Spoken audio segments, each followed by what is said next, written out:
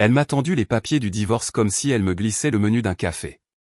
Le même sourire calme, le même ton indifférent. Je crois que j'ai besoin d'espace, a-t-elle dit, comme si nous n'avions pas partagé près de 3 décennies. 2 chiens et tout un système de garde-manger qu'elle avait elle-même codé par couleur. Je pense à Bali. Peut-être un petit cours d'écriture créative à Santa Fe. Enfin quelque chose pour moi. Elle a posé l'enveloppe Kraft juste à côté de la salière, comme si cela n'allait pas reprogrammer la structure même de nos vies. J'ai fixé le reflet du ventilateur de plafond dans son thé. Puis j'ai levé les yeux. D'accord, ai-je dit, tout simplement. Elle a cligné des yeux 2 fois. D'accord, c'est tout. J'ai pris l'enveloppe. Je n'ai même pas vérifié quel genre d'avocat elle avait pris. Je savais déjà que cela n'avait aucune importance. Tu as déjà pris ta décision. Je n'ai rien dit pour me battre. Elle s'attendait à une explosion, à des supplications, à la panique masculine typique face à l'idée d'être jetée comme de vieilles chaussettes de sport. Je ne lui ai rien offert de tout cela. J'ai simplement signé, proprement. Le stylo n'a même pas hésité. Une petite callosité s'était formée sur mon doigt, là où il reposait quand je prenais des notes de réunion pour des gens qui ne sont plus mes supérieurs aujourd'hui. Son expression n'a pas changé, mais sa posture, si. Un léger basculement en arrière. Confuse, elle a ouvert la bouche comme si elle voulait répéter une autre réplique, mais la représentation était terminée. Rideau, applaudissements annulés. Sandra avait toujours cru au contrôle par le chaos. Une entropie émotionnelle déguisée en passion. À la minute où je n'ai pas réagi, elle a perdu pied. Je pouvais presque voir son esprit réécrire la scène. Peut-être qu'il est sous le choc. Peut-être qu'il m'appellera ce soir, ivre, pour me supplier. Il ne l'a pas fait. Je ne l'ai pas fait. Elle est partie avec une seule valise. Un bagage de créateur. Celle que je lui avais achetée pour nos 20 ans, quand elle disait vouloir voir le monde, élargir son identité. C'est drôle comme cette identité ne m'a jamais inclus. Et maintenant, pour ceux d'entre vous qui écoutent, oui, je sais que la plupart d'entre vous ne s'abonneront pas. Plus de 90% ne le font pas. Mais si vous êtes toujours là, si vous lisez encore, faites-moi une faveur. Cliquez sur ce bouton. C'est la plus petite chose que vous puissiez faire, mais cela dit à l'équipe que ce genre de vérité compte. Que nous ne crions pas simplement dans le vide. Bref, ce que Sandra n'avait pas réalisé, c'est que tout cela avait commencé des mois auparavant. Discrètement. Pendant qu'elle cherchait sur Google le top 10 des retraites spirituelles et publiait des photos filtrées de brunch dans le jardin, j'observais, je calculais. Je ne dis pas ça à la manière d'un méchant de dessin animé. Je veux dire à la manière d'un véritable comptable méticuleux de l'âme, regardant où elle s'attardait quand elle passait devant le miroir, remarquant les livres sur la liberté personnelle qui s'empilaient sur sa table de nuit, comment elle avait cessé d'utiliser le « nous » dans les conversations. On apprend beaucoup de choses quand on arrête d'essayer de réparer ce qui est brisé. La première fois qu'elle a dit « j'ai l'impression d'étouffer », je ne me suis même pas mis sur la défensive.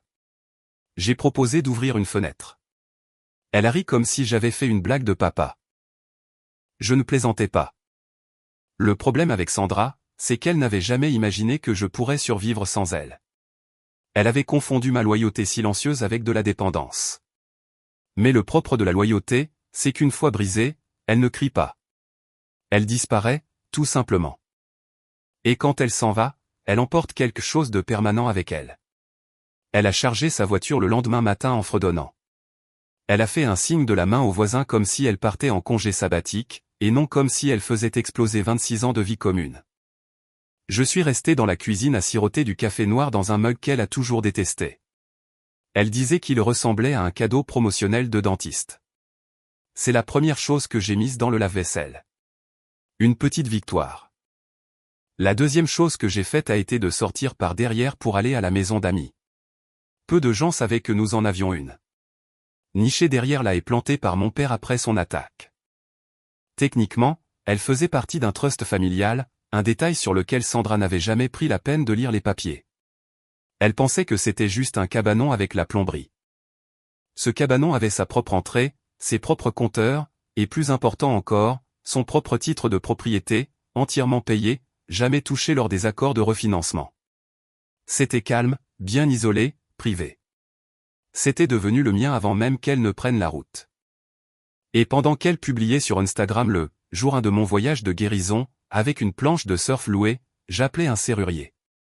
La semaine suivante, elle m'a envoyé un texto, et j'ai oublié quelques trucs. Ça te dérange si je passe? J'ai répondu, déjà emballé. Laissé près du garage. Elle a répondu avec un emoji pouce en l'air. Puis un deuxième message, tu n'as pas perdu de temps, hein? Non. Et je n'allais pas le faire. Plus maintenant. Je ne l'ai pas prévenu. J'ai réorganisé. La plupart des hommes, quand leur femme les quitte, partent en vrille, se saoulent, dorment sur le canapé qu'ils n'ont jamais aimé, laissent la vaisselle s'empiler comme un monument à l'abandon. Moi, j'ai fait l'inverse. À la minute où Sandra a quitté l'allée, la maison a cessé d'être un espace partagé pour devenir un projet. J'ai quitté la maison principale dans l'heure qui a suivi. La clé de la maison d'amis était déjà dans ma poche. L'endroit sentait encore le cèdre, de l'époque où mon père y faisait la sieste après son deuxième pontage. Il avait tenu à la construire pour échapper aux catastrophes de ta mère, ce qui m'amusait parce que maman était, à tous points de vue, la personne calme. Malgré tout, il avait obtenu les permis, l'équipe de construction, les murs insonorisés, l'arrivée d'eau indépendante. C'est une foutue arche, m'avait-il dit un jour. Quand tout sera inondé, tu me remercieras. Il n'avait pas tort. J'ai essuyé la poussière du mini-réfrigérateur, je l'ai branché et je me suis tenu dans cette petite arche silencieuse comme si je venais d'entrer dans ma propre peau pour la première fois depuis des années. Pas de silence résonnant, pas de soupir moralisateur, pas de commentaires sarcastiques du genre « Waouh, c'est ce que tu portes » sur le chemin du supermarché. Premier appel. Le serrurier a changé toutes les serrures de la maison principale et des deux portails. Pas par méchanceté, par logique. Elle avait dit qu'elle avait besoin de se trouver, pas de se stocker dans mon salon jusqu'à ce que la guérison l'ennuie. Deuxième appel, les services publics, transfert du gaz, de l'eau, de l'électricité, le tout au nom du trust, juridiquement inattaquable. Mon père avait enfoui cette clause si profondément dans les documents du trust qu'il aurait fallu une pelleteuse pour la déterrer. Sandra avait un jour parcouru les papiers en diagonale et dit, peu importe. C'est tout à toi de toute façon. J'avais hoché la tête. Maintenant, ça l'était. J'ai mis en boîte le reste de ses affaires. Des foulards, des huiles de bain, quelques tasses avec des citations de motivation agaçantes, et je les ai empilées soigneusement dans le garage, avec l'étiquette « température contrôlée ». Je n'ai rien cassé. Je n'ai pas brûlé de photos. Je n'ai même pas lu les vieilles cartes d'anniversaire de mariage. J'ai tout archivé comme si c'était l'histoire de quelqu'un d'autre. Une semaine plus tard, sa Prius est remontée dans l'allée. Elle est entrée dans le hall sans frapper, s'est arrêtée brusquement et a regardé autour d'elle comme si quelqu'un avait réarrangé les meubles de sa maison d'enfance, ce qui était le cas, au sens figuré comme au sens propre. Elle s'est tournée vers le placard, vide. Un seul cintre restait, se balançant comme un point d'interrogation. Tu ne m'as pas attendu. Aucune raison de le faire. Elle a eu un rire court et sec. Tu vas vite. Non, Sandra, c'est toi qui es allée vite. J'ai juste arrêté de faire du surplace. Elle a marché jusqu'à la cuisine et a ouvert le frigo, comme si la mémoire musculaire pouvait restaurer le passé. Ce ne fut pas le cas. Il n'y avait plus de lait d'avoine, plus de beurre d'amande, juste des œufs, du café noir et un pack de 6 d'une bière appelée Bitter Redemption Ale, bière de la rédemption amère, que mon frère avait laissée là pendant son propre divorce. De circonstance.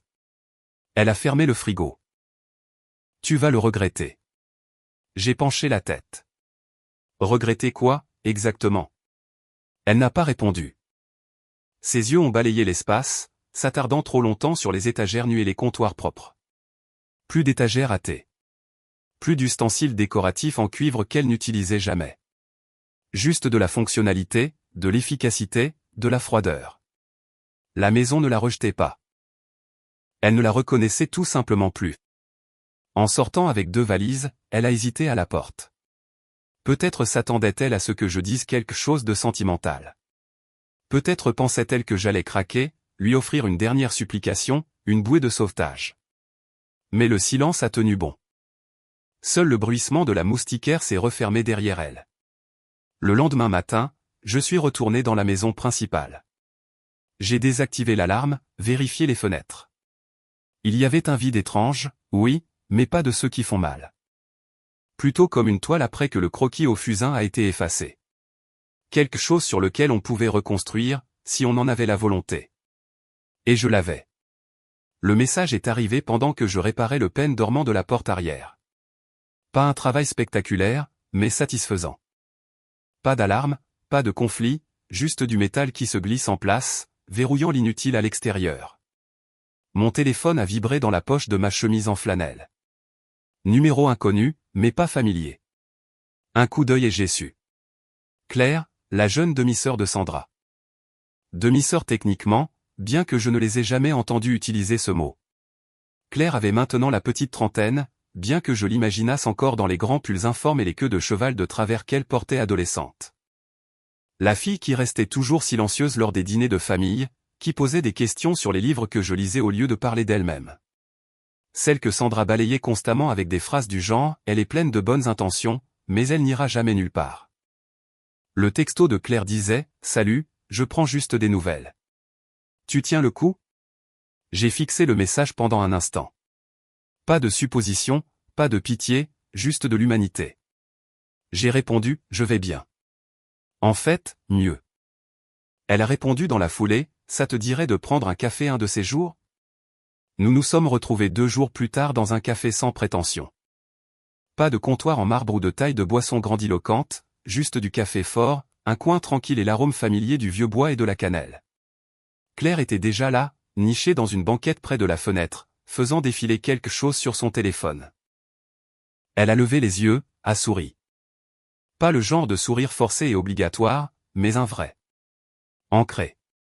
Tu as l'air plus grand, a-t-elle dit en souriant. J'ai ricané. Faut croire que la liberté est bonne pour la posture. Elle a ri. Pas le rire aigu et filtré que Sandra dégainait lors des collectes de fonds, mais le genre de rire qui se mérite. Elle avait l'air bien. Les cheveux tirés en arrière, un pull doux, aucune armure visible. Claire avait toujours eu ce don de rendre un espace plus chaleureux rien qu'en s'y asseyant. Je pensais autrefois que c'était de la naïveté. Il s'est avéré que c'était de la retenue. Nous avons parlé. Pas de Sandra, du moins, pas beaucoup. Claire m'a demandé comment je dormais, ce que j'avais lu, si je continuais le travail du bois, quelque chose que je faisais avant que la vie ne devienne trop bruyante. Je lui ai posé des questions sur son travail, le design graphique pour une association, et son visage s'est illuminé. Elle a parlé de donner des cours d'art dans un centre de loisirs local, de repenser les menus de petits restaurants qui n'avaient pas les moyens de se payer de grandes agences. Ça ne paie pas beaucoup, a-t-elle dit en sirotant son café, mais j'ai l'impression que ça compte.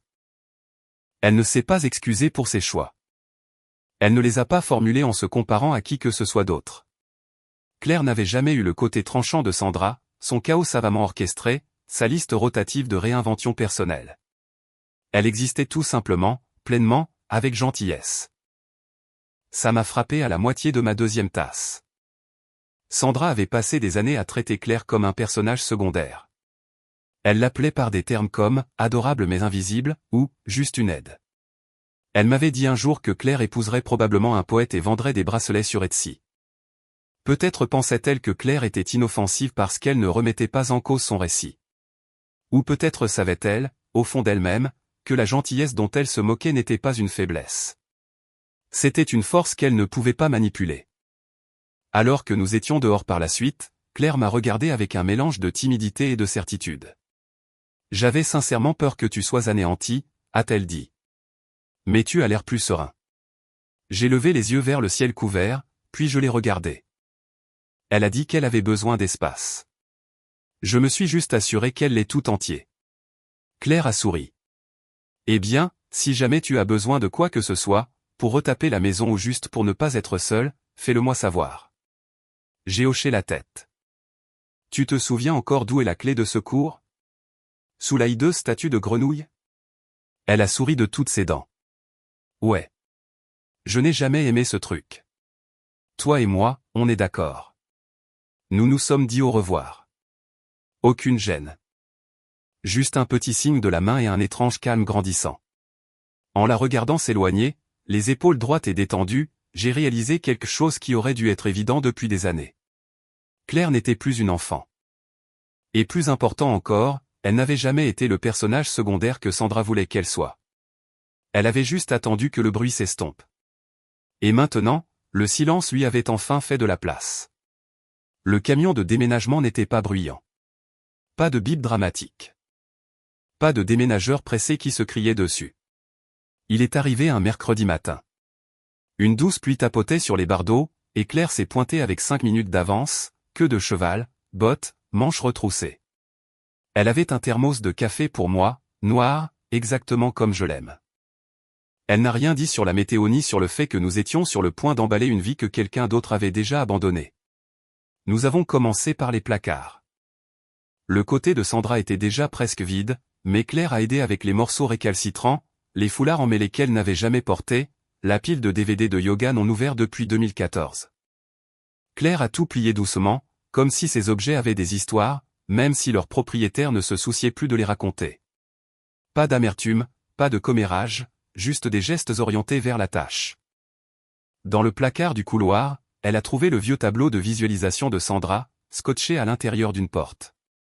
Un collage délavé de plage, de couples souriants, et une citation en lettres cursives, « N'ayez pas peur de recommencer.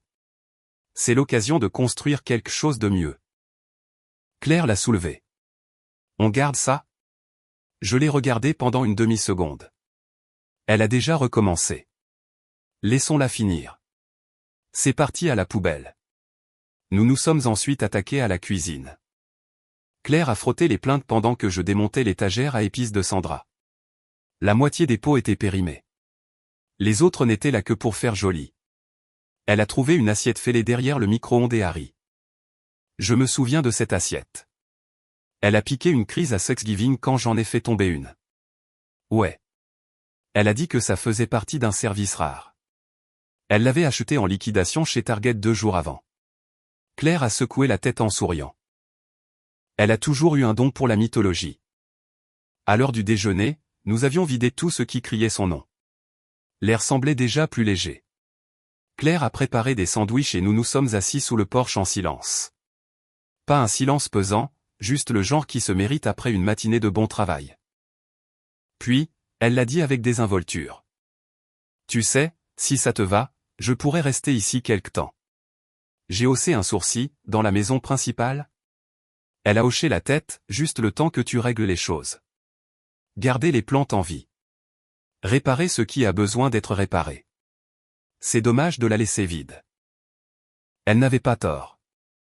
La maison avait de bonnes fondations, mais elle avait été affamée. Sandra décorait pour l'image, pas pour la chaleur. Des tapis qui rendaient bien sur Instagram, mais dont les coins rebiquaient. Des lampes trop vives. Un canapé sur lequel on n'avait pas le droit de faire la sieste. Bien sûr, ai-je dit. Ne remplace juste pas mon café par de la tisane, et on s'entendra bien. Claire a souri. Je maintiendrai le ratio de caféine au-dessus des minimums légaux. Le lendemain, elle a emménagé avec une seule valise et une boîte de livres. C'était tout. Pas de parade, pas de déclaration, juste une occupation silencieuse. Elle a commencé par le salon. Elle a changé les rideaux, remplaçant ces trucs beiges et rigides que Sandra qualifiait de neutres et sophistiqués par des rideaux vert tendre qui laissaient vraiment entrer la lumière. Elle a remplacé l'ampoule crue du plafond par un lampadaire chaleureux qui donnait au mur moins l'air d'une salle d'attente et plus l'air d'un foyer. Elle a aéré les pièces, peint la salle de bain, installé sa petite radio et joué du jazz pendant qu'elle nettoyait les rebords de fenêtres. Je passais de temps en temps pour l'aider, resserrant les charnières des portes, remplaçant une lumière qui clignotait dans le couloir, mais surtout, j'observais. Claire n'exigeait pas d'espace. Elle le créait sans fanfare, sans demander de validation. Elle traitait la maison comme quelque chose qui valait la peine d'être ressuscité, pas comme la scène de sa prochaine réinvention.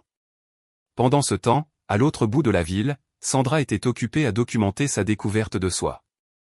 Mon téléphone me nourrissait de sa vie filtrée via des contacts communs, pose de yoga pieds nus sur des rochers inégaux, Capuccino à côté de journaux intimes aux couvertures calligraphiées, des légendes du genre, elle s'est souvenue de qui elle était et les règles du jeu ont changé.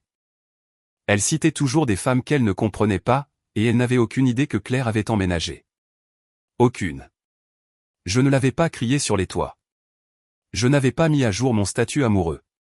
Je n'avais pas changé l'étiquette de la boîte aux lettres. Le trust possédait la maison, et le trust ne faisait pas de communiqué de presse. La voiture de Claire était garée dans l'allée. Elle arrosait les fougères, faisait parfois un signe de la main au facteur. L'endroit n'était plus hanté. Il guérissait, et pour la première fois depuis des années, moi aussi. Ça a commencé par un petit texto inoffensif. Et, je viens de me rendre compte que j'ai laissé l'un de mes albums photos dans l'armoire. Ça te dérange si je passe aujourd'hui? Je n'ai pas répondu. Pas parce que j'essayais d'être cruel, mais parce que, eh bien, qui avait-il à dire? Elle avait fait sa sortie. Une rupture nette. Bracelet de Bali. Détox de l'âme. Elle avait quitté toute la scène, et maintenant elle voulait revenir pour ajuster l'éclairage. Claire était dans le salon quand je l'ai lu, recroquevillée sur le canapé dans son vieux pull gris usé, un livre de poche sur les genoux, une jambe repliée sous l'autre. Il y avait de la musique, un air de radio ancien et doux, à peine plus fort qu'un murmure. Je n'ai pas parlé du message. Pas besoin. L'air n'a pas changé. La maison ne s'est préparée à rien. Sandra n'a pas annoncé son arrivée. Bien sûr que non. Elle s'est garée dans l'allée vers 15 heures, ses pneus crissant sur le gravier comme si elle s'attendait à ce que le seul bruit invoque quelqu'un pour l'accueillir. Elle est sortie de la voiture et est restée là un instant, balayant la cour du regard comme si celle-ci l'avait trahie. L'herbe était tondue, les haies étaient nettes. Les lanternes solaires qu'elle avait achetées pour une ambiance éphémère avaient été remplacées par de douces lanternes en cuivre que Claire avait trouvées dans un marché aux puces. Elle s'est dirigée vers le porche, ses talons claquants. Le vent a soulevé le bord de son foulard en lin. Elle s'est arrêtée, remarquant probablement la faible musique à l'intérieur. La lueur d'une lampe au lieu de cette horrible lumière blanche qu'elle exigeait autrefois, persuadée qu'elle rendait la pièce moderne. Puis elle a sonné, pas une fois, pas avec impatience, comme si elle n'était pas sûre d'en avoir le droit. Claire a ouvert la porte, lentement et chaleureusement. La musique s'est déversée à l'extérieur avec elle, tout comme l'odeur de quelque chose de familier. De la pomme, peut-être de la cannelle, ou peut-être juste la légère senteur du bois propre. Les yeux de Sandra se sont figés sur Claire. « Qu'est-ce que tu fais ici ?» a-t-elle demandé, la voix tendue, presque coupante. Claire n'a pas tressailli. Elle a juste souri. J'aide Nathan. Il a été génial. Pas sur la défensive, pas suffisante, juste factuelle. Sandra a cligné des yeux comme si on venait d'éteindre la lumière dans son cerveau. Elle a reculé légèrement. Tu vis ici. Claire a penché la tête. Pour l'instant. Je garde juste les choses en ordre. Sandra a essayé de regarder par-dessus son épaule à l'intérieur de la maison. À l'intérieur de sa maison, sauf qu'elle ne ressemblait plus à la sienne. Les meubles étaient réarrangés, les murs repeints dans un ton qui semblait enfin humain. Un plaid jeté nonchalamment sur la coudoir du canapé. Les pantoufles de Claire près du bas de l'escalier. Un petit vase en céramique avec de la lavande séchée sur le rebord de la fenêtre. Sandra aurait appelé ça pittoresque, ce qui était sa façon de rejeter tout ce qui n'était pas tranchant et hors de prix. Claire ne l'a pas invitée à entrer. Sandra n'a pas demandé. Au lieu de cela, elle est redescendue du porche en silence, son téléphone déjà à la main. J'ai entendu le bourdonnement avant de voir l'écran. Sandra, 15h06, pourquoi est-elle là? Sandra, 15h07, tu es sérieux? Sandra, 15h07, tu l'as laissé emménager. Sandra, 15h08, c'est littéralement de la folie. Je n'ai pas répondu. Mon téléphone est resté face contre le bureau. Inutile d'alimenter ce moteur. 15 minutes plus tard, un autre est arrivé. Sandra, 15h24, tu vas le regretter. Celui-là m'a fait rire doucement. Le genre de rire que l'on lâche quand on comprend enfin que quelqu'un qui nous effrayait autrefois n'a même plus le pouvoir de nous agacer. Elle pensait que j'avais laissé Claire emménager. Elle n'avait aucune idée à quel point elle était à la traîne. Sandra ne comprenait pas que la maison n'était pas une possession. C'était un reflet. Et son reflet disparaissait lentement depuis des années. La maison ne l'avait pas rejeté. Elle avait juste arrêté de l'attendre. Maintenant, il y avait de la musique, de la chaleur, des lampes douces, et des conversations qui ne se transformaient pas en interrogatoire. Maintenant, il y avait Claire. Et Sandra, elle, avait une vue sur tout ça de l'extérieur, à travers une vitre qui ne renvoyait plus son visage. Angela est arrivée un vendredi soir, fraîchement débarquée d'un vol retardé, faisant rouler une valise plus grande qu'elle. Elle m'a serré fort dans ses bras à la porte, comme si rien au monde n'avait changé. Sa voix portait toujours ce timbre piquant que j'avais toujours admiré. Le ton de Sandra sent le venin de Sandra. Mon Dieu, l'odeur de cet endroit m'a manqué, a-t-elle dit. Il y a toujours cette odeur d'huile de citron pour les meubles. C'est clair, ai-je dit d'un ton détendu. Elle a rendu cet endroit encore plus beau que du temps de ta mère. Angela s'est arrêtée en plein élan, un sourcil levé. Claire est là. Elle loge dans la chambre d'amis, ai-je répondu en la guidant vers la salle à manger où Claire mettait le couvert. Elle aide à la maison. Ça rend le calme un peu moins silencieux. Angela a jeté un coup d'œil dans la pièce. Elle a vu Claire, dans son doux pull bleu et un tablier saupoudré de farine. Claire a levé les yeux et a souri, calme, ancrée, absolument pas perturbée. Pendant une demi-seconde, le visage d'Angela a tressailli, comme si elle recalibrait ce qu'elle croyait savoir. Waouh, a-t-elle dit. C'est étonnamment normal. Le dîner était composé de poulet rôti, de légumes rôtis et d'une tarte au citron que Claire avait faite de zéro. Aucune prétention, juste de la bonne nourriture et une lumière chaleureuse. Angela s'est détendue rapidement, surtout quand Claire a raconté une histoire d'il y a des années, sur Angela essayant de teindre le chien de la famille en bleu avec du collède. Oh mon Dieu, j'avais enfoui ce souvenir, a ri Angela, s'étouffant presque avec son vin. J'ai mis ça sur le dos du gamin des voisins pendant des semaines. Claire a ri aussi, doucement. Il l'avait bien cherché. Elles ont glissé dans un rythme qui n'avait pas besoin de traduction. Claire avait toujours été dans les parages pendant qu'elle grandissait. La demi-figure amusante mais étrangement mature qui se pointait avec des carnets de croquis et laissait Angela lui tresser les cheveux. Mais à l'époque, Sandra gardait Claire à distance de tout ce qui était trop réel. Maintenant, il n'y avait ni barrière ni tension. Plus tard, Angela s'est penchée vers moi pendant que Claire débarrassait les assiettes. Alors, c'est permanent, ce truc ? J'ai siroté mon vin, serein. Ça fonctionne, pour l'instant. Angela a scruté mon visage. Tu as l'air heureux. Ce n'était pas une question. J'ai l'impression de respirer à nouveau, ai-je dit. Elle a hoché lentement la tête. Alors j'en suis heureuse. Vraiment. Elle a appelé Sandra le lendemain. Je n'ai pas entendu la conversation, mais je n'en ai pas eu besoin. J'ai eu droit aux retombées. Il était 8h42 quand mon téléphone a vibré avec un message vocal. Pas de texto, juste un appel manqué et une voix hurlante attendant derrière le bouton. Contre mon bon sens, je l'ai écouté. Tu l'as laissé emménager. Tu te moques de moi ? Claire ? Cette petite ombre au pot de colle. C'est quoi ce bordel, Nathan ? Elle vit là, avec toi en arrière-plan. Je pouvais entendre des placards claquer. Peut-être un tiroir. Quelque chose de fragile s'est brisé sur le carrelage.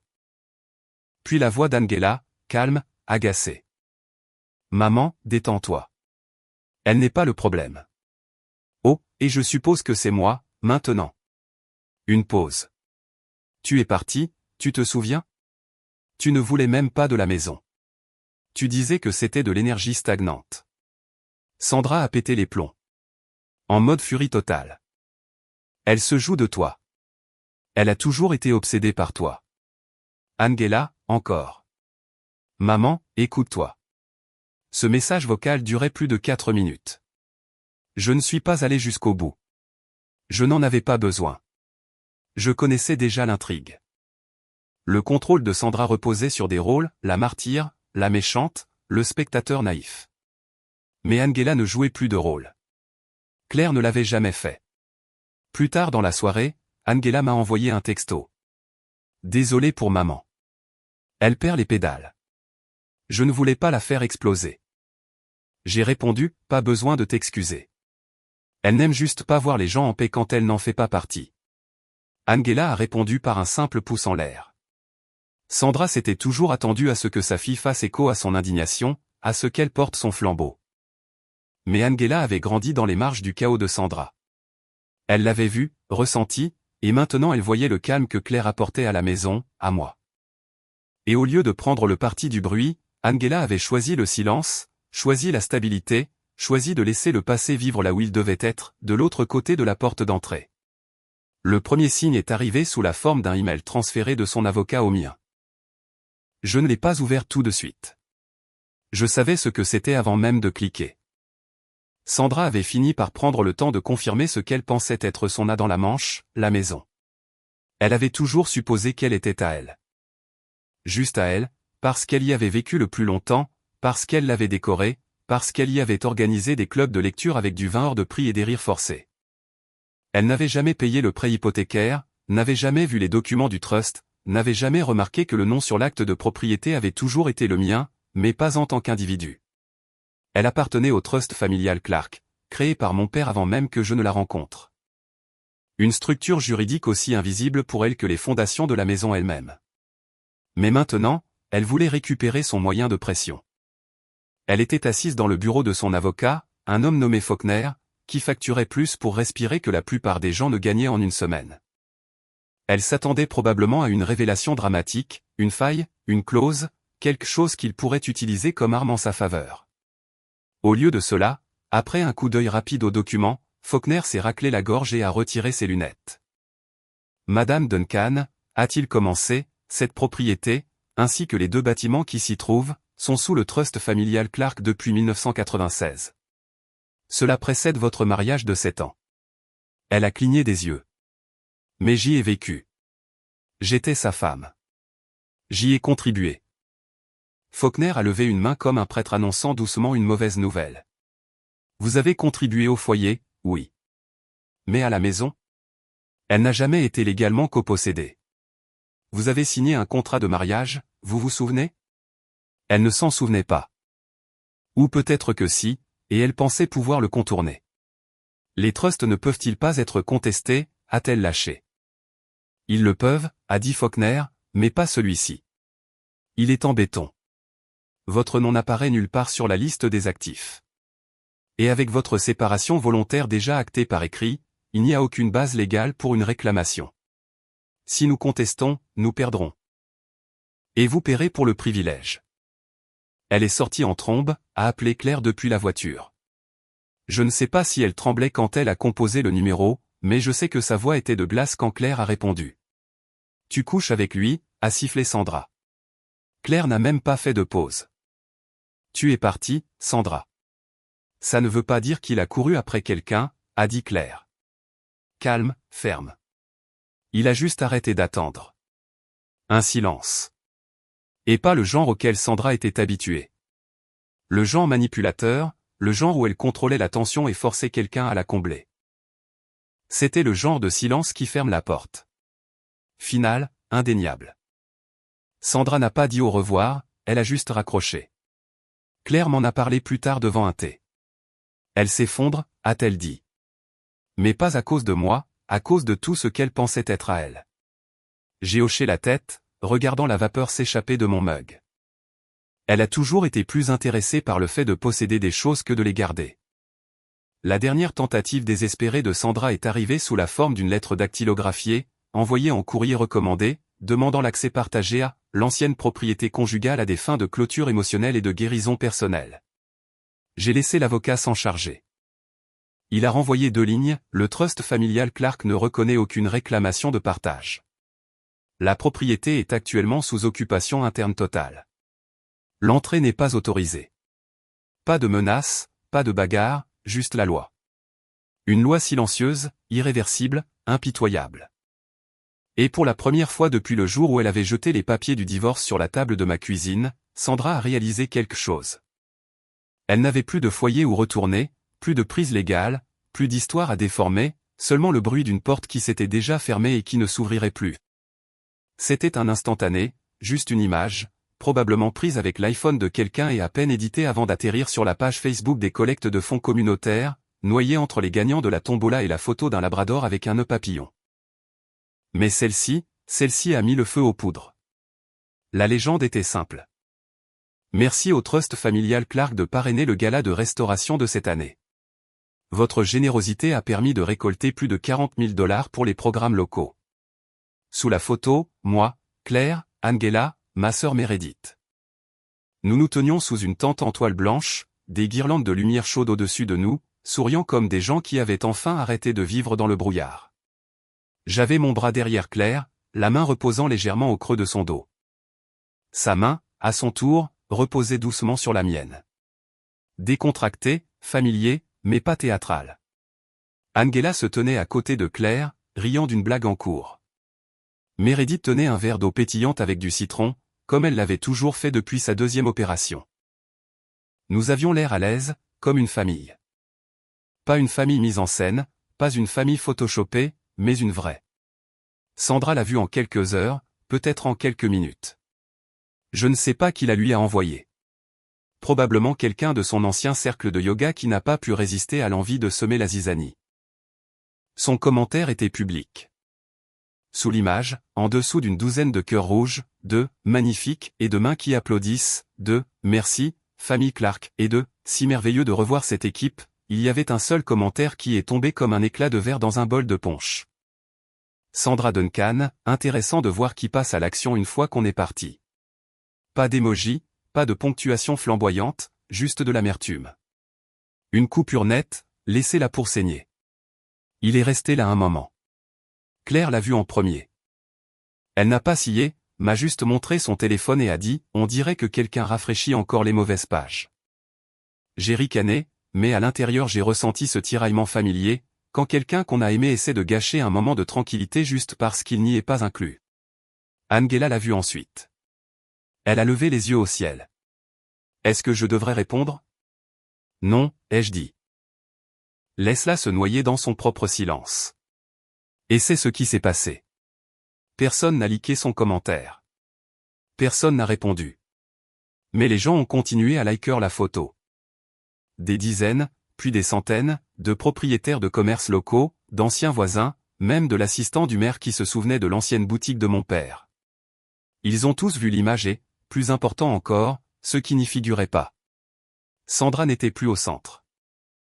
Elle n'était pas invitée. Elle n'était pas pleurée. Elle ne manquait à personne. Elle était assise derrière un écran quelque part, faisant défiler d'une main et serrant son verre de vin à sans blanchir les jointures de l'autre, regardant la vie qu'elle pensait voir s'effondrer sans elle se stabiliser, s'adoucir, sourire. Et le pire pour elle, c'est qu'elle ne pouvait pas crier, elle ne pouvait pas accuser, parce qu'il n'y avait rien de scandaleux dans la photo.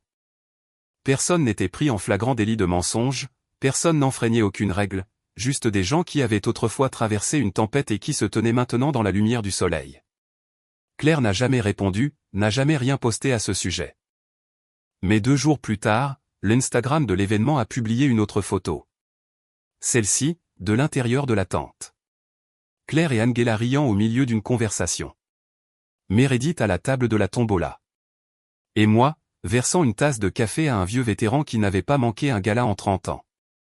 La légende disait, il ne s'agit jamais de savoir qui part, il s'agit de savoir qui reste et aide à reconstruire. Pas d'identification, pas de drame. Mais si Sandra l'a vu, et je sais qu'elle l'a vu, elle a dû entendre le message haut et clair. Elle a essayé de réintégrer l'histoire, mais l'histoire avait avancé et son rôle n'y était plus écrit. Elle est passée 3 fois devant la maison en voiture avant de finalement se garer. Le quartier avait la même apparence. Trop la même. Les mêmes pelouses tondues, les mêmes carillons tintant doucement dans la brise. Le même vieil homme de l'autre côté de la rue arrosant sa pelouse en pantoufles. Toujours le même schéma. L'allée d'abord, puis les buissons, puis le seul rosier têtu qui ne fleurissait jamais. Mais sa maison. La maison avait l'air différente. Pas changée, vivante. Des rideaux qu'elle ne reconnaissait pas flottaient doucement aux fenêtres. Une lumière chaude émanait de l'intérieur. Pas un blanc stérile, mais doré, accueillant. Le porche avait été récuré à fond. Le paillasson ne disait plus namaste. Les fleurs suspendues au crochet étaient réelles et florissantes. Elle s'est assise dans sa voiture, moteur tournant, les doigts tremblants contre le volant. Son reflet dans le rétroviseur la surprise. Les yeux gonflés, le maquillage bavé, les racines qui repoussaient. Sa nouvelle vie était censée être vibrante, riche en découvertes. Mais Bali avait été une semaine de séances photos suivies d'une gastro-entérite. Santa Fe était calme, trop calme. Nathan n'avait pas appelé, pas une seule fois. Ses abonnés commentaient, reine rayonnante, et, air d'amour de soi, sous ses selfies de yoga. Mais chaque nuit, elle consultait la page du Trust Clark.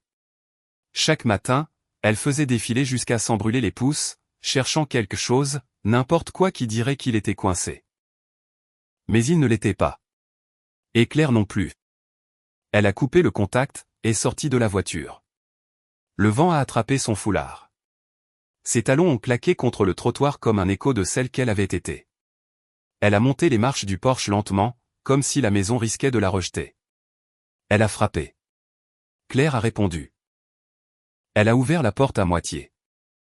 Pas plus, pas de sourire, pas de mou, juste du calme et de la fermeté. La voix de Sandra s'est brisée sur le premier mot. Je ne pensais pas qu'il passerait réellement à autre chose. Claire a penché la tête. Pas avec cruauté, pas de manière suffisante, juste fatiguée. Tu as dit que tu devais te trouver. Je ne savais pas ce que ça voulait dire. Alors tu n'aurais pas dû en faire le problème de tout le monde. Sandra a pris une inspiration comme si elle allait s'arguer, mais elle ne le pouvait pas. Pas maintenant. Pas ici. Pas devant cette porte ouverte et toutes les choses qu'elle représentait. Claire a tendu la main derrière la porte et a sorti une enveloppe blanche, du papier épais scellé. Pas de mots. Elle la lui a tendu. Sandra l'a regardé. Qu'est-ce que c'est? Dernier avis du trust, a dit Claire. Le reste de vos affaires a été mis dans un garde-meuble. L'adresse est sur l'étiquette. L'unité est payée pour 6 mois. La main de Sandra a légèrement tremblé. Il n'a pas voulu me le dire lui-même. Le ton de Claire est resté égal. Il ne vous doit pas un autre au revoir. Et voilà. Dit sans cruauté. Dit comme un fait, comme la gravité. Sandra s'est agrippée à l'enveloppe. Je voulais voir l'endroit une dernière fois. La cuisine, le petit salon. Claire n'a pas bougé. Ce n'est plus chez vous. J'ai vécu ici. Vous êtes parti. Silence. Sandra a fait un demi-pas en avant.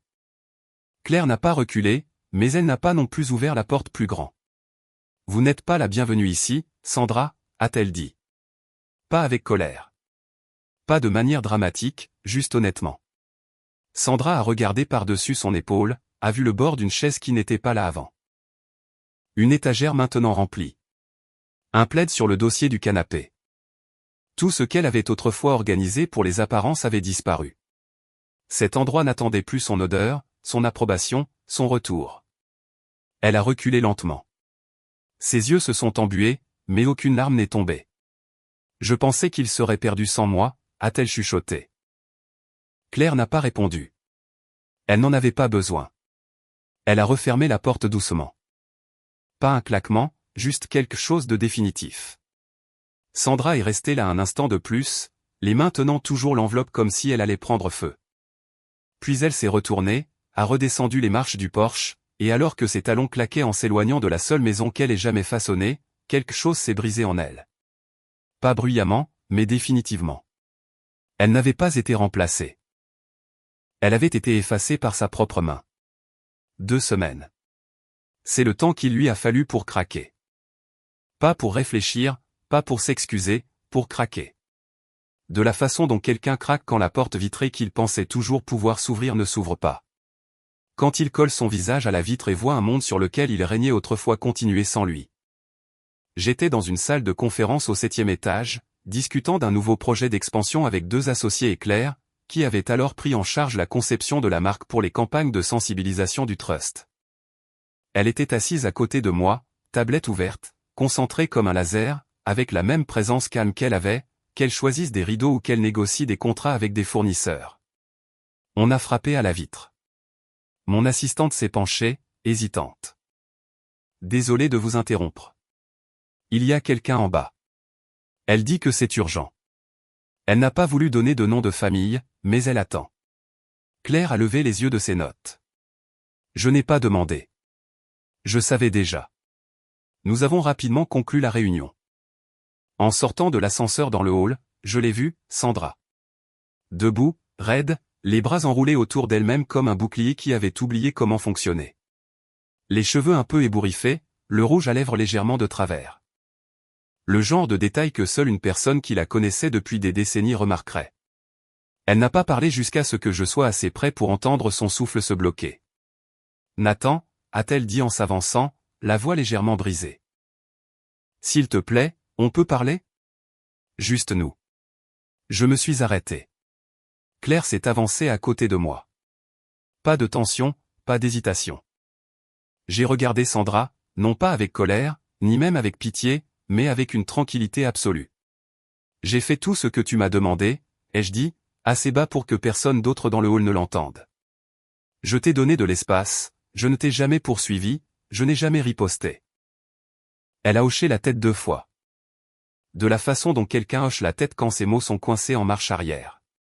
Je sais, a-t-elle dit, les yeux commençant à briller. Je ne pensais pas que tu passerais réellement à autre chose. J'ai jeté un coup d'œil à Claire, puis à nouveau à elle. C'est ça le problème, ai-je dit. Tu as supposé que la gentillesse était une faiblesse. Sa lèvre a tremblé. Et ce ne l'était pas, j'ai secoué la tête. Ça ne l'a jamais été. Claire m'a doucement pris la main. Sandra l'a vu, et les quelques morceaux qui lui restaient ont commencé à se fissurer. Tu m'as remplacé par elle, a-t-elle chuchoté, l'horreur soulignant chaque mot. J'ai légèrement penché la tête. Sans agressivité, juste la vérité. Non, tu t'es retiré toi-même. Elle est juste restée. Elle n'a pas pleuré. Pas à ce moment-là. Elle s'est retournée raidement, marchant vers les portes vitrées comme quelqu'un qui avait oublié comment partir avec grâce. Chaque pas était lourd, comme si la gravité s'était souvenue de son existence. Elle ne s'est pas retournée. Claire et moi sommes restés dans le calme du hall un instant de plus.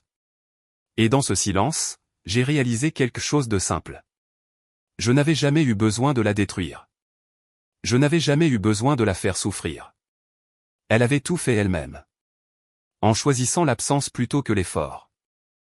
En confondant le silence avec la faiblesse. En ne se demandant jamais une seule fois qui soutiendrait la maison quand elle la lâcherait.